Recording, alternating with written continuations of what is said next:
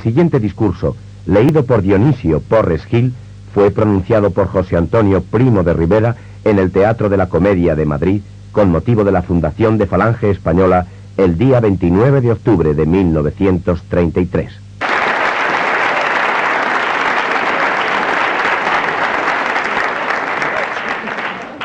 Nada de un párrafo de gracias. Escuetamente gracias, como corresponde al laconismo militar de nuestro estilo. Cuando en marzo de 1762 un hombre nefasto que se llamaba Juan Jacobo Rousseau publicó el Contrato Social, dejó de ser la verdad política una entidad permanente. Antes, en otras épocas más profundas, los estados, que eran ejecutores de misiones históricas, tenían inscritas sobre sus frentes y aún sobre los astros la justicia y la verdad. Juan Jacobo Rousseau vino a decirnos que la justicia y la verdad no eran categorías permanentes de razón, sino que eran en cada instante decisiones de voluntad. Juan Jacobo Rousseau suponía que el conjunto de los que vivimos en un pueblo tiene un alma superior, de jerarquía diferente a cada una de nuestras almas, y que ese yo superior está dotado de una voluntad infalible, capaz de definir en cada instante lo justo y lo injusto, el bien y el mal. Y como esa voluntad colectiva, esa voluntad soberana solo se expresa por medio del sufragio, conjetura de los más que triunfa sobre la de los menos en la adivinación de la voluntad superior, venía a resultar que el sufragio, esa farsa de las papeletas entradas en una urna de cristal, tenía la virtud de decirnos en cada instante si Dios existía o no existía, si la verdad era la verdad o no era la verdad, si la patria debía permanecer o si era mejor que en un momento se suicidase. Como el Estado liberal fue un servidor de esa doctrina, vino a constituirse no ya en el ejecutor resuelto de los destinos patrios, sino en el espectador de las luchas electorales. Para el Estado liberal solo era lo importante que en las mesas de votación hubiera sentado un determinado número de señores, que las elecciones empezaran a las 8 y acabaran a las 4, que no se rompieran las urnas, cuando el ser rotas es el más noble destino de todas las urnas. Después, a respetar tranquilamente lo que de las urnas saliera, como si a él no le importase nada. Es decir, que los gobernantes liberales no creían ni siquiera en su misión propia.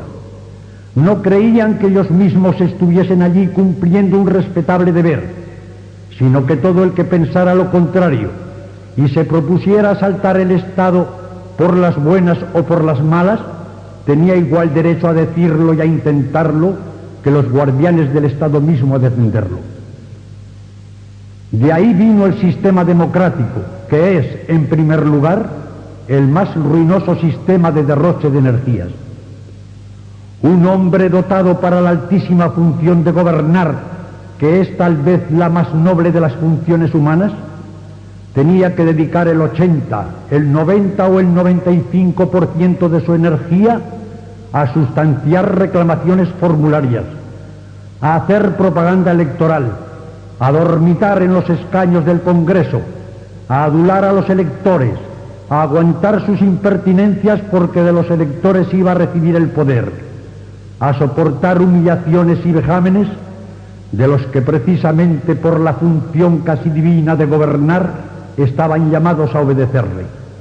Y si después de todo eso le quedaba un sobrante de algunas horas en la madrugada o de algunos minutos robados a un descanso intranquilo, en ese mínimo sobrante es cuando el hombre dotado para gobernar podía pensar seriamente en las funciones sustantivas de gobierno.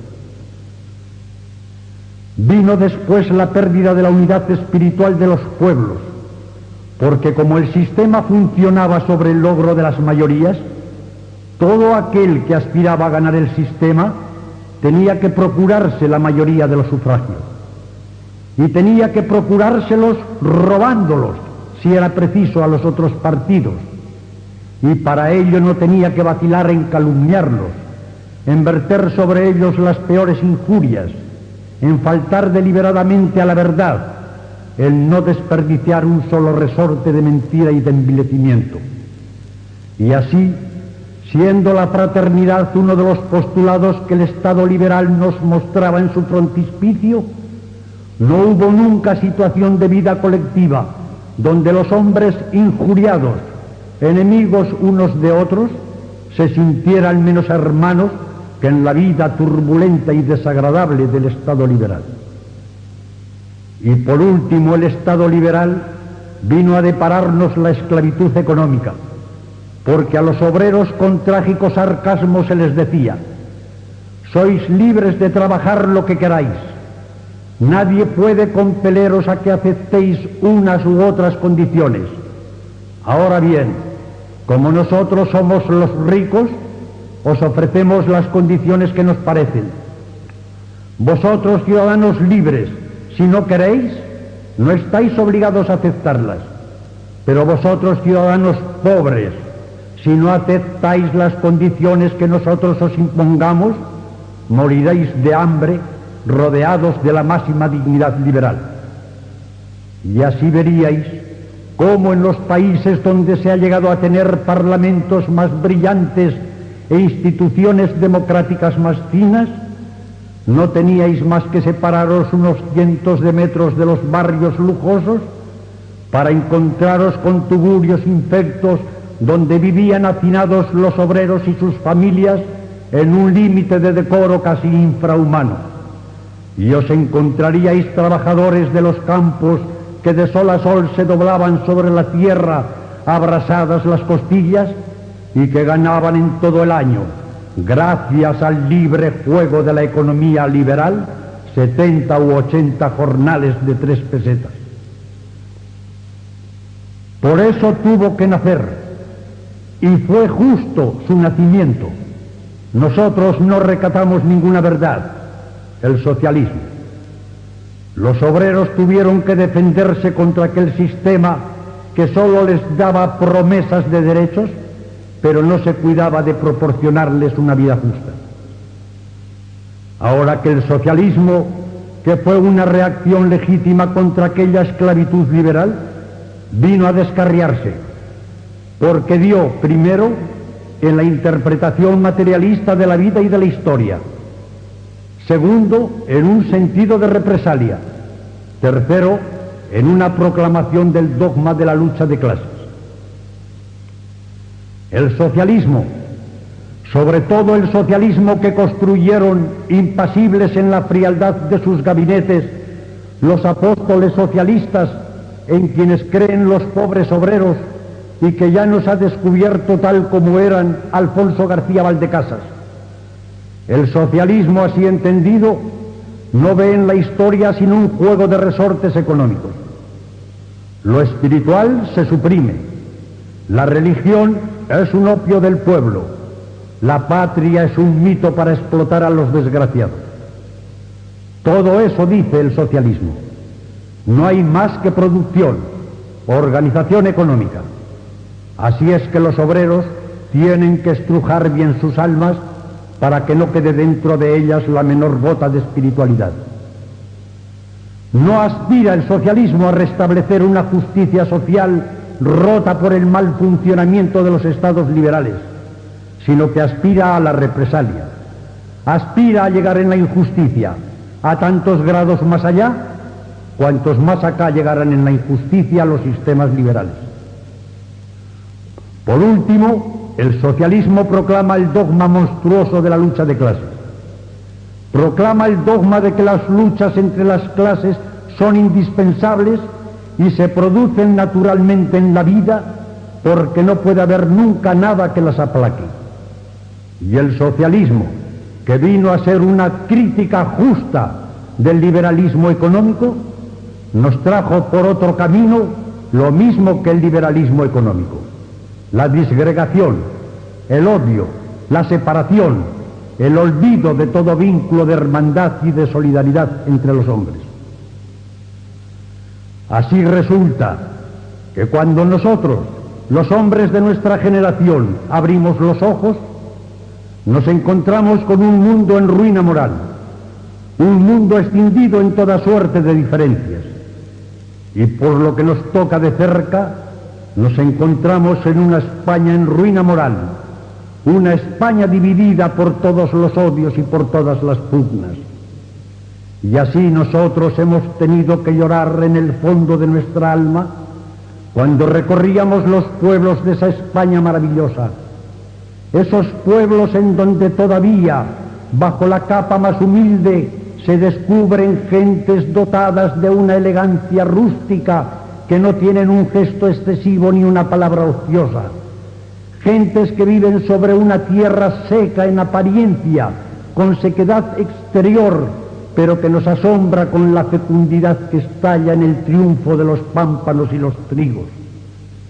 Cuando recorríamos esas tierras y veíamos esas gentes y las habíamos torturadas por pequeños caciques, olvidadas por todos los grupos, divididas, envenenadas por predicaciones tortuosas, teníamos que pensar de todo ese pueblo lo que él mismo cantaba del Cid al verle errar por campos de Castilla desterrado de Burgos: Dios, qué buen vasallo, si hubiera buen señor.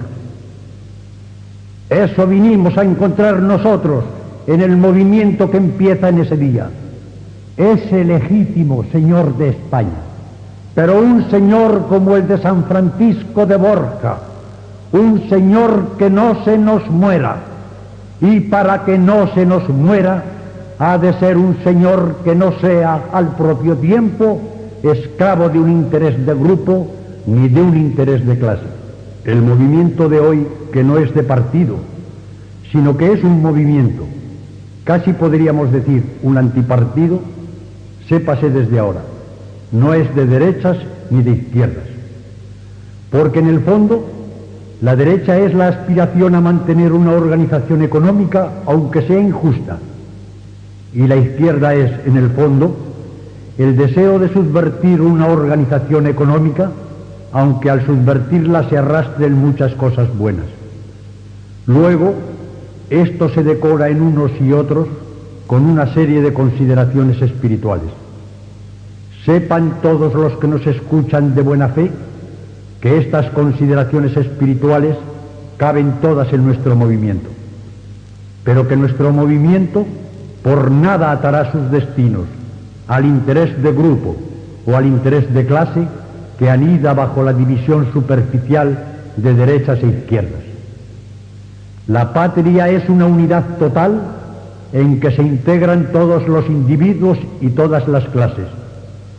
La patria no puede estar en manos de la clase más fuerte ni del partido mejor organizado. La patria es una síntesis trascendente, una síntesis indivisible, con fines propios que cumplir. Y nosotros lo que queremos es que el movimiento de este día y el Estado que cree sea el instrumento eficaz, autoritario, al servicio de una unidad indiscutible, de esa unidad permanente, de esa unidad irrevocable que se llama patria. Y con eso ya tenemos todo el motor de nuestros actos futuros y de nuestra conducta presente, porque nosotros seríamos un partido más si viniéramos a enunciar un programa de soluciones concretas. Tales programas tienen la ventaja de que nunca se cumplen. En cambio, cuando se tiene un sentido permanente ante la historia y ante la vida, ese propio sentido nos da las soluciones ante lo concreto, como el amor nos dice en qué caso debemos reñir y en qué caso nos debemos abrazar, sin que un verdadero amor tenga hecho un mínimo programa de abrazos y de riñas. He aquí lo que exige nuestro sentido total de la patria y del Estado que ha de servirla. Que todos los pueblos de España, por diversos que sean, se sientan armonizados en una irrevocable unidad de destino. Que desaparezcan los partidos políticos. Nadie ha nacido nunca miembro de un partido político. En cambio, nacemos todos miembros de una familia. Somos todos vecinos de un municipio. Nos afanamos todos en el ejercicio de un trabajo. Pues si estas son nuestras unidades naturales, si la familia y el municipio y la corporación es en lo que de veras vivimos, ¿para qué necesitamos el instrumento intermediario y pernicioso de los partidos políticos que para unirnos en grupos artificiales empiezan por desunirnos en nuestras realidades auténticas? Queremos menos palabrería liberal y más respeto a la libertad profunda del hombre, porque sólo se respeta la libertad del hombre cuando se le estima como nosotros le estimamos, portador de valores eternos, cuando se le estima envoltura corporal de un alma que es capaz de condenarse y de salvarse. Sólo cuando al hombre se le considera así, se puede decir que se respeta de veras su libertad, y más todavía si esa libertad se conjuga, como nosotros pretendemos, en un sistema de autoridad, de jerarquía y de orden. Queremos que todos se sientan miembros de una comunidad seria y completa, es decir, que las funciones a realizar son muchas, unos con el trabajo manual, otros con el trabajo del espíritu, algunos con un magisterio de costumbres y refinamientos, pero que en una comunidad tal como la que nosotros apetecemos, sépase desde ahora, no debe haber convidados ni debe haber zánganos. Queremos que no se canten derechos individuales de los que no pueden cumplirse nunca en casa de los famélicos, sino que se dé a todo hombre, a todo miembro de la comunidad política, por el hecho de serlo, la manera de ganarse con su trabajo una vida humana, justa y digna. Queremos que el espíritu religioso, clave de los mejores arcos de nuestra historia, sea respetado y amparado como merece, sin que por eso el Estado se inmiscuya en funciones que no le son propias, ni comparta, como lo hacía tal vez por otros intereses que los de la verdadera religión, funciones que sí le corresponde realizar por sí mismo. Queremos que España recobre resueltamente el sentido universal de su cultura y de su historia. Y queremos, por último, que si esto ha de lograrse en algún caso por la violencia, no nos detengamos ante la violencia. Porque, ¿quién ha dicho al hablar de todo menos la violencia que la suprema jerarquía de los valores morales reside en la amabilidad? ¿Quién ha dicho que cuando insultan nuestros sentimientos, antes que reaccionar como hombres, estamos obligados a ser amables? Bien está, sí, la dialéctica como primer instrumento de comunicación, pero no hay más dialéctica admisible que la dialéctica de los puños y de las pistolas cuando se ofende a la justicia o a la patria. Esto es lo que pensamos nosotros del Estado futuro que hemos de afanarnos en edificar. Pero nuestro movimiento no estaría del todo entendido si se creyera que es una manera de pensar tan solo. No es una manera de pensar, es una manera de ser. No debemos proponernos solo la construcción, la arquitectura política. Tenemos que adoptar ante la vida entera, en cada uno de nuestros actos, una actitud humana, profunda y completa. Esta actitud es el espíritu de servicio y de sacrificio, el sentido ascético y militar de la vida. Así pues, no imagine nadie que aquí se recluta para ofrecer prebendas. No imagine nadie que aquí nos reunimos para defender privilegios. Yo quisiera que este micrófono que tengo delante llevara mi voz hasta los últimos rincones de los hogares obreros para decirles: sí, nosotros llevamos corbata. Sí, de nosotros podéis decir que somos señoritos. Pero traemos el espíritu de lucha precisamente por aquello que no nos interesa como señoritos. Venimos a luchar porque a muchos de nuestras clases se les impongan sacrificios duros y justos. Y venimos a luchar porque un Estado totalitario alcance con sus bienes lo mismo a los poderosos que a los humildes. Y así somos, porque así lo fueron siempre en la historia los señoritos de España. Así lograron alcanzar la jerarquía verdadera de señores, porque en tierras lejanas y en nuestra patria misma supieron arrostrar la muerte y cargar con las misiones más duras por aquello que precisamente, como a tales señoritos, no les importaba nada.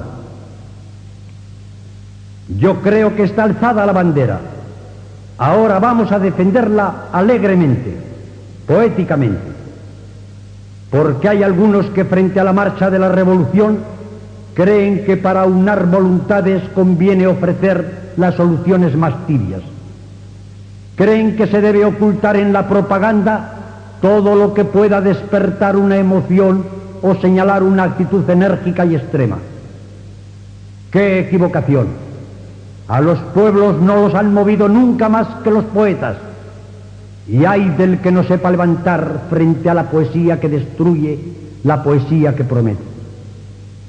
En un movimiento poético, nosotros levantaremos este fervoroso afán de España. Nosotros nos sacrificaremos, nosotros renunciaremos y de nosotros será el triunfo. Triunfo que, ¿para qué os lo voy a decir?, no vamos a lograr en las elecciones próximas.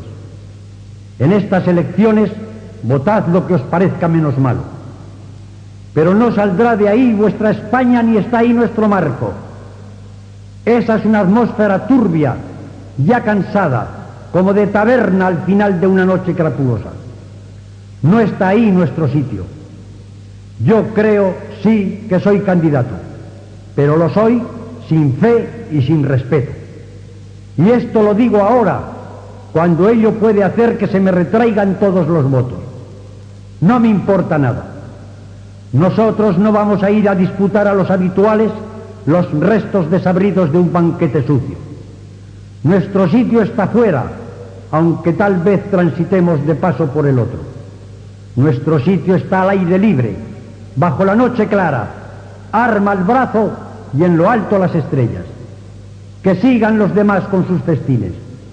Nosotros fuera, en vigilancia tensa, fervorosa y segura, ya presentimos el amanecer en la alegría de nuestras entrañas.